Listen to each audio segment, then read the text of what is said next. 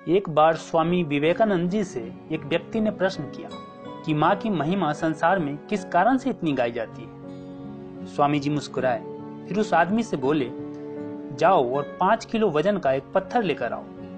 जब वह व्यक्ति पत्थर लेकर आया तो स्वामी जी ने उससे कहा कि अब इस पत्थर को किसी कपड़े में लपेटकर अपने पेट पर बांध लो और 24 घंटे के बाद मेरे पास आना, तब मैं तुम्हारे प्रश्न का उत्तर दूंगा।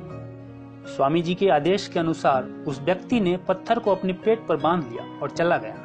पत्थर पेट पर बंधे हुए वह दिन भर अपना काम करता रहा, परंतु हर क्षण उसे परेशानी और थकान महसूस होती थी। शाम होते होते पत्थर का बोझ संभाले हुए चलना फिरना उससे सहन नहीं हो रहा था। हार कर वह आदमी स्वामी जी के पास पहुंचा और बोला, मैं इस पत्थर को अब और अधिक देर तक बांधे नहीं रख पाऊंगा। एक प्रश्न का उत्तर पाने के लिए मैं इतनी कठोर सजा नहीं भुगत सकता।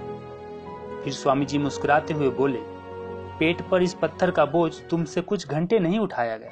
सोचो, माँ अपने गर्भ में पलने वाले शिशु को पूरे 9 माह तक ढोती है और साथ में गृहस्थी का सारा काम भी करती है।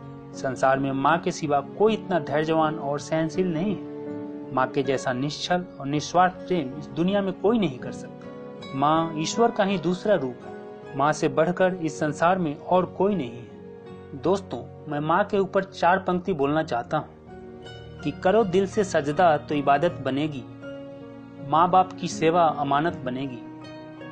खुलेगा जब तुम्हारे गुनाहों का खाता तो माँ बाप की सेवा जमानत बनेगी। बहुत रोते हैं लेकिन दामन हमारा नम नहीं होता, इन आंखों के बरसने का कोई मौसम नहीं होता।